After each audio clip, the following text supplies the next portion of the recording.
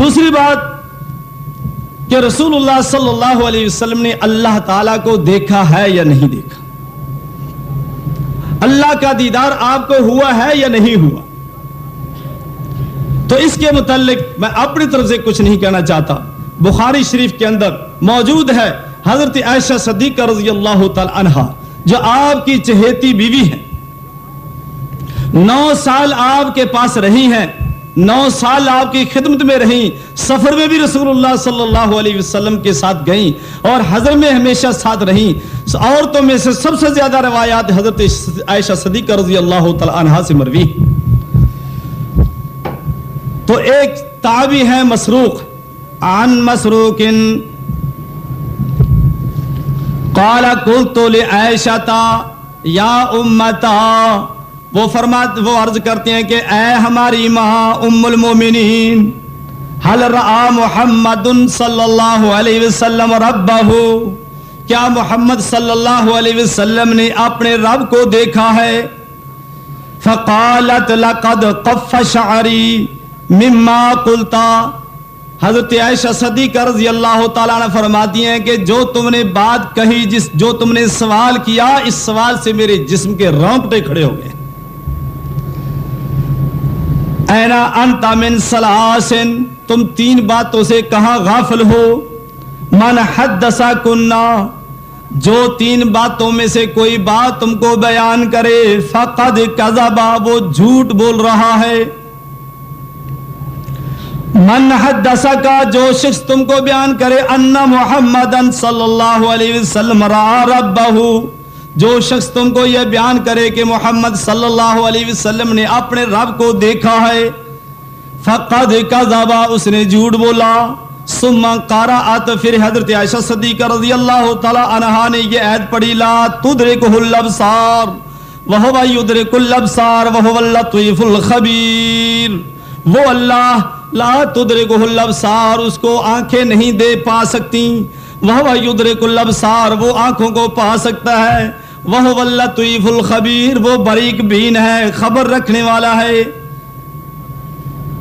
وما کان لبشر ان یکلمہ اللہ الا وحیا، قرآن کی آیت، وما کان لبشر، کسی بشر کے لیے، کسی انسان کے لیے یہ لائق نہیں ہے کہ اللہ سے وہ گفتگو کر سکے، اللہ سے ہم کلام ہو سکے، الا وحیا، مگر وحی کے ذریعے سے کہ جبرائیل امین کو بھیجے اللہ تعالیٰ، پھر وہ بات اللہ سے ہو جائے. او من وراء حجاب، یا اللہ سے براہ راست گفتگو انسان کی ہو جائے، نبی کی ہو جائے، جیسے موسیٰ علیہ السلام سے ہوئی تھی، تو وہاں جبرائیل کی ضرورت نہیں ہے، لیکن او من وراء حجاب، پردے کے درمیان میں ہوگی. یہ نہیں کہ اللہ اپنے سامنے کھڑا کر لے نبی کو اور پھر گفتگو ہو جائے. قرآن کا ارشاد او من وراء حجاب، یا پردے کے پیچھے. ومن حدثک انہ یعلم ما فی غد، حضرت عائشہ صدیقہ رضی اللہ تعالی عنہا نے 3 باتوں کا ذکر کیا. دوسری بات یہ تھی کہ جو شخص صاحب کو یہ بیان کرتا ہے انہ یعلم ما فی غد، جو کہ رسول اللہ صلی اللہ علیہ وسلم مستقبل کی باتوں کو جانتے تھے، فقد کذب، اس نے بھی جھوٹ بولا. رسول اللہ صلی اللہ علیہ وسلم نے قیامت کی نشانیاں بہت سی بیان فرمائی، قبر کے متعلق بیان فرمایا، معاشر میدان کے متعلق بیان فرمایا، لیکن پیغمبر کے متعلق یہ بات آپ ذہن نشین کر لیں کہ وما ينطق عن الهوى ان هو الا وحی یوحى، کہ اللہ کا نبی جو ہوتا ہے وہ وحی کے بغیر نہیں بولتا ہے. اللہ کی طرف سے وحی آتی ہے تو وہ نبی بولتا اور بتاتا ہے، اگر وحی نہیں آتی ہے تو وہ اللہ کا نبی خاموش رہتا ہے. لہذا جتنی بھی رسول اللہ صلی اللہ علیہ وسلم نے باتیں بتائی ہیں وہ وحی کے ذریعے سے بتائی ہیں، اپنی طرف سے کچھ نہیں بتایا.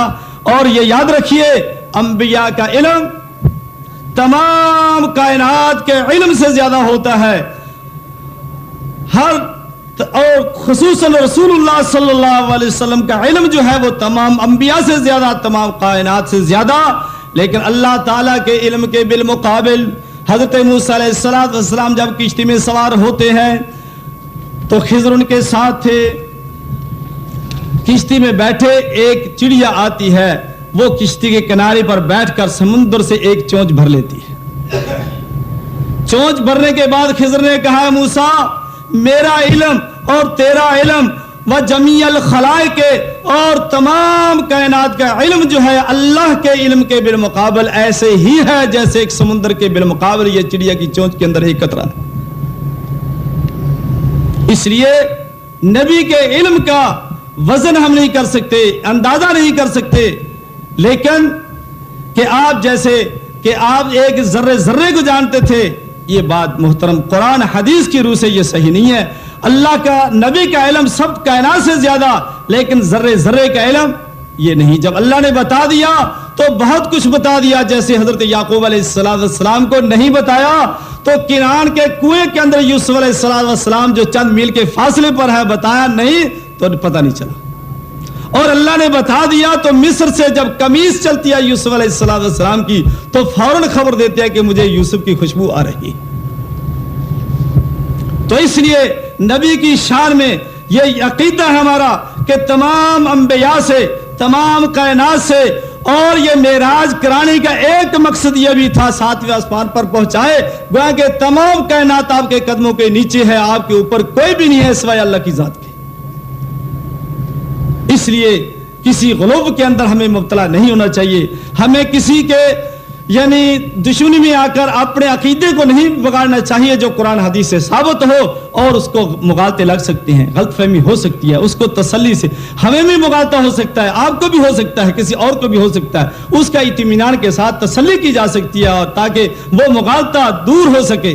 تو اس لیے حضرت عائشہ صدیقہ رضی اللہ تعالی عنہا نے مسروق کو یہ بیان کیا کہ جو شخص یہ کہتا ہے کہ رسول اللہ صلی اللہ علیہ وسلم آئندہ کی باتیں جانتے ہیں تو وہ بھی غلط بات کہتا ہے. فرمایا وما تدری نفس ماذا تکسب غدا, کیونکہ اللہ کا ارشاد یہ ہے کہ کوئی نفس بھی جو ہے وہ نہیں جانتا کہ آئندہ کل کو کیا ہونے والا ہے.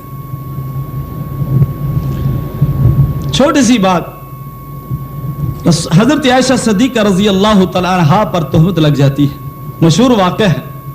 ایک مہینہ رسول اللہ صلی اللہ علیہ وسلم اس معاملے میں پریشان رہتے ہیں, جیسے کہ سورہ نور کے اندر اس کی تفصیل موجود ہے. جب تک اللہ نے نہیں بتایا تو آپ اس معاملے میں بڑے پریشان رہے, حتیٰ کہ حضرت علی رضی اللہ تعالی عنہ نے یہ مشورہ بھی دے دیا کہ آپ ان کو طلاق دے سکتے ہیں, چھوڑ سکتے ہیں, عورتیں آپ کو اور مل سکتی ہیں. لیکن اللہ کی ذات پاک نے وہی نازل فرما دی کہ عائشہ صدیقہ طاہرہ مطہرہ ہے اور اس کے اندر نہ کسی قسم کا عیب موجود نہیں ہے. اللہ کی ذات پاک نے قیامت تک آپ کی صفائی بیان فرما دی تاکہ آنے والی نسلوں میں سے کوئی بھی حضرت عائشہ کی عزت پر حملہ نہ کر سکے. جب اللہ نے بتا دیا تو فوراً آ کر پڑھ کر سنا دیا اور یہ سارا معاملہ حل ہو گیا. اور تیسری بات حضرت عائشہ صدیقہ رضی اللہ تعالیٰ نے یہ فرماتی ہے من حدثک انہ کتم فکذب, جو شخص یہ بیان کرے کہ رسول اللہ صلی اللہ علیہ وسلم نے وحی میں سے جو اللہ نے وحی نازل فرمائی اس میں سے کسی بات کو چھپا لیا ہے فقد کذب, وہ بھی جھوٹ کہتا ہے, وہ غلط کہتا ہے. باقی جبرائیل امین کو رسول اللہ صلی اللہ علیہ وسلم نے 2 دفعہ دیکھا, فکان قاب قوسین او ادنا, جو قرآن پاک کی آیت موجود ہے. اس سے مراد جبرائیل امین ہے. حضرت عبداللہ بن مسعود رضی اللہ تعالی عنہ جو جلیل القدر صحابی ہیں وہ یہی بیان فرماتے ہیں کہ اس سے مراد جبرائیل ہے. یہ بھی بخاری شریف کے اندر موجود ہے, یہ بھی بخاری شریف کا حوالہ بخاری شریف ہے فتح الباری کے ساتھ 608 صفحہ 606 صفحہ اور جلد نمبر 8. ایک دفعہ جبرائیل امین کو دنیا میں دیکھا, زمین پر دیکھا, اور دوسری دفعہ جبرائیل کو اصلی شکل کے اندر یہ 7ویں آسمان پر دیکھا. تو اس لیے اللہ کی ذات پاک نے سب کچھ شرف عطا فرما دیا, لیکن یہ دنیا کا معاملہ ہے. قیامت کے دن سب مومنوں کو اللہ کی زیارت ہوگی, بلکہ سب سے بڑی عزت جنت سے بھی زیادہ جو جس سے مسلمان زیادہ خوش ہوں گے وہ اللہ کا دیدار ہوگا. وہاں ہر شخص کو ایسے ہی اللہ کا دیدار ہوگا جیسے ہر انسان چاند کو چڑھا ہوا دیکھتا ہے, سورج کو دیکھتا ہے چڑھا ہوا موجود ہے, کوئی پردہ نہیں ہوگا.